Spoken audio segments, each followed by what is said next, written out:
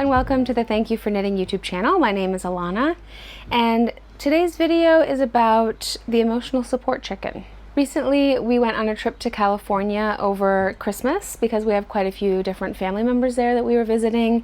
And while we were there, we stopped in to a very sweet yarn shop called the Knitting Tree LA. We were in LA approximately one day, I think, before the terrible fires started.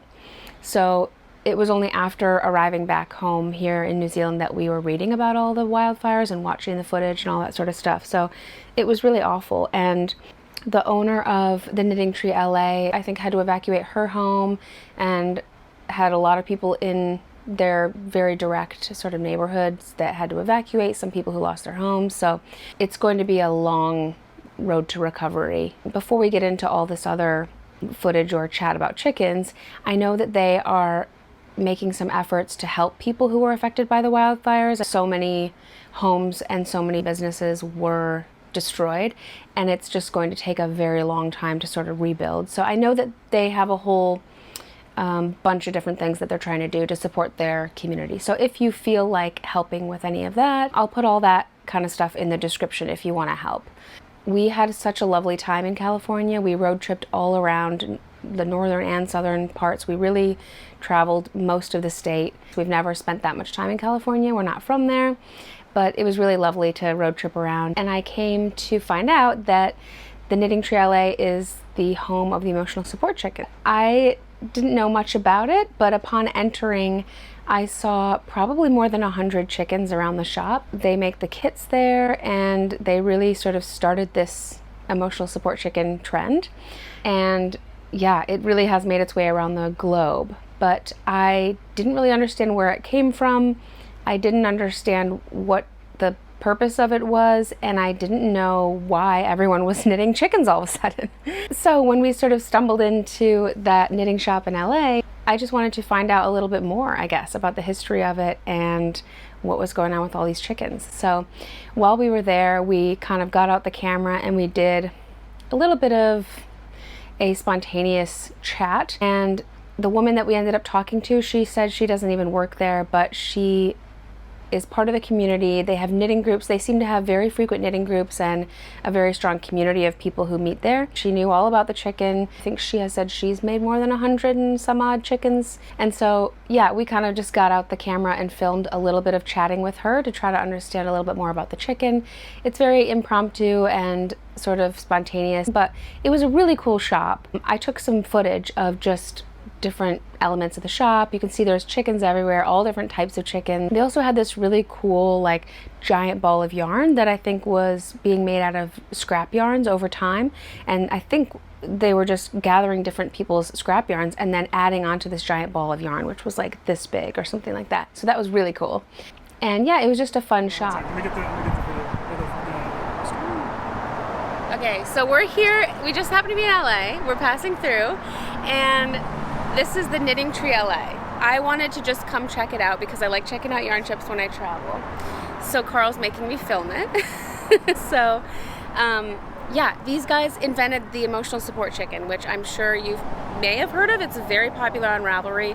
I have people in New Zealand who have been knitting this emotional support chicken, and I don't think a lot of people know where it came from. And it came from this little cute shop, the Knitting Tree LA. So we're gonna go in, we're gonna check out the shop, and maybe ask them about how the emotional support chicken started.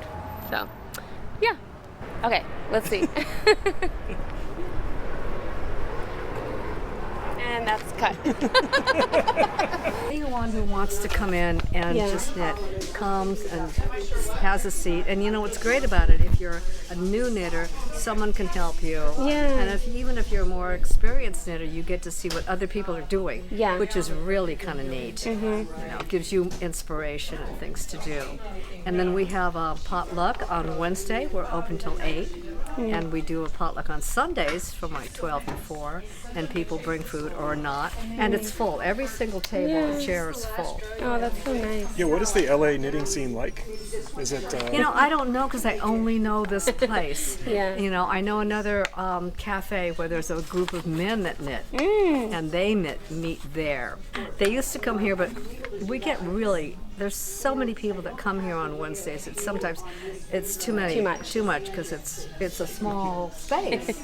It's a great community because it's kind of Inglewood, Hawthorne, LA. And there's a lot of different people that come in. But during COVID, so many people, you probably found this out too, so many people learned to knit on YouTube. Yes. And then they make a mistake, yeah, and they wouldn't know what to do, and they would have to come somewhere because YouTube cannot teach you exactly how to fix what you.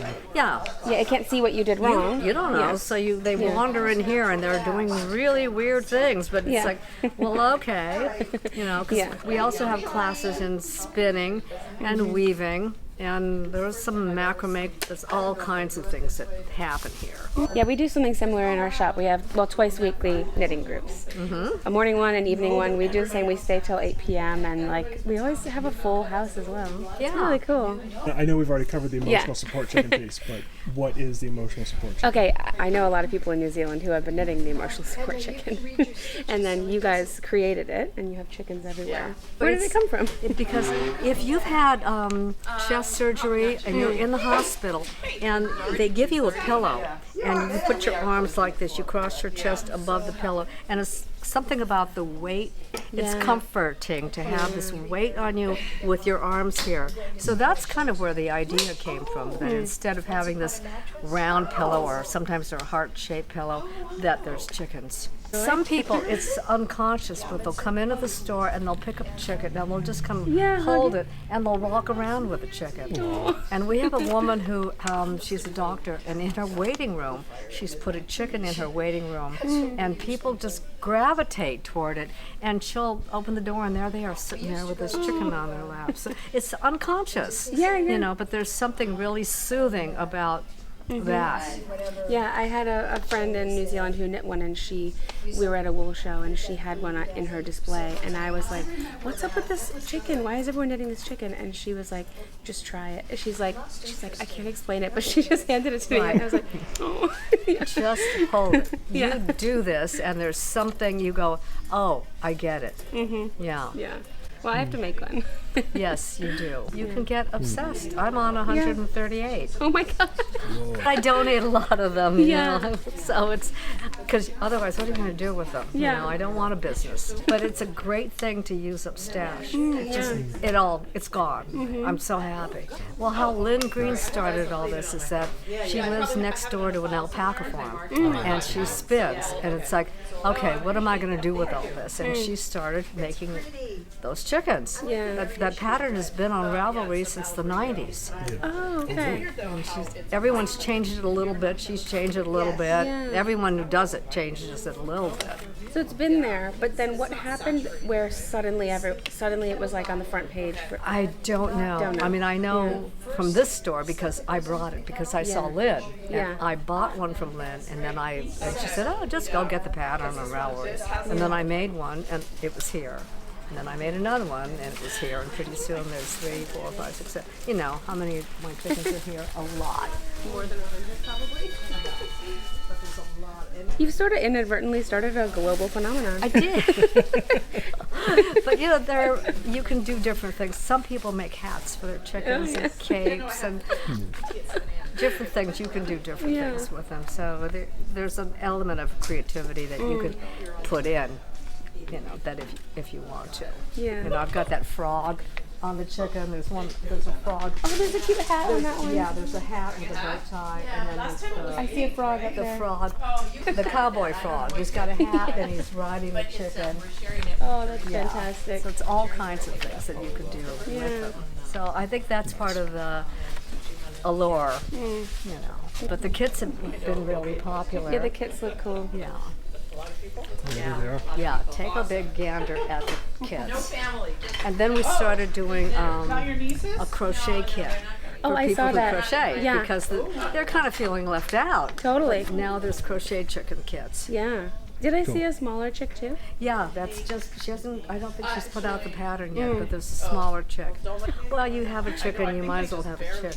And then there's some of the chicken hats up there. That's all it is the head and the tail stuck onto a hat. Well, thanks for letting me do this. I've never tried to film people in the wild before. I've only ever done my sit alone and do a YouTube channel, so this is like a whole new thing. But. Well, cool. And thank you for coming. Yeah, thanks for showing us around. Yeah.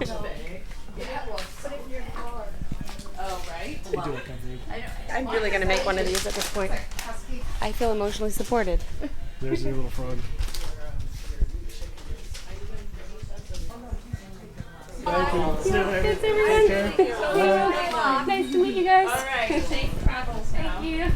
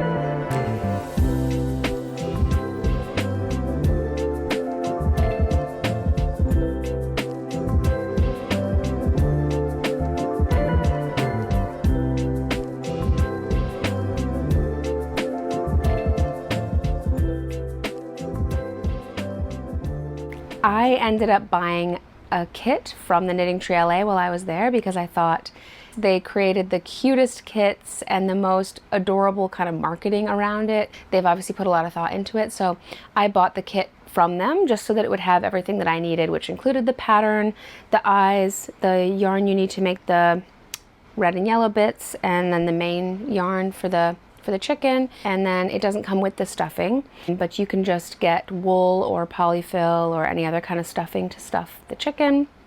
Okay, so this is what the kits look like. So they come in this bag.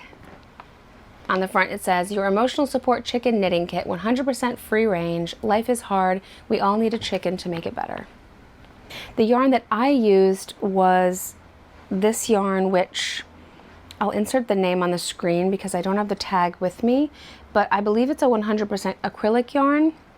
I think it's bulky weight and it's just changing color the whole time. It kind of reminds me of like Noro Ito or some of the Noro yarns. So for this one, you only need 150 grams of just that one color of yarn instead of the normal kits, which I believe come with 100 grams of the main color and 50 grams of the contrast color. But I wanted mine to be all colorful like this. I just followed the pattern exactly as written, and I think the chicken is great, super cute. I'm probably going to make more, and I'm thinking of trying to make a smaller version, maybe using a 4-ply yarn and a smaller needle, but just following the pattern the same. So you could scale the chicken to different sizes if you want to. There is also now a small emotional support chicken, and there is also a crochet emotional support chicken. You can get all of those on Ravelry, or you can get the pattern on the Knitting Tree LA website. There are more than 9,000 project pages on Ravelry for this chicken, and it's been in the top couple of pages of Ravelry for quite a while now. So in conclusion, if you are still unclear why there's an emotional support chicken, what is the purpose of this chicken, why is everyone knitting a chicken, I think it's because you haven't knit a chicken yet. So to answer those questions, I just recommend you knit your own chicken, and then I think you'll get it.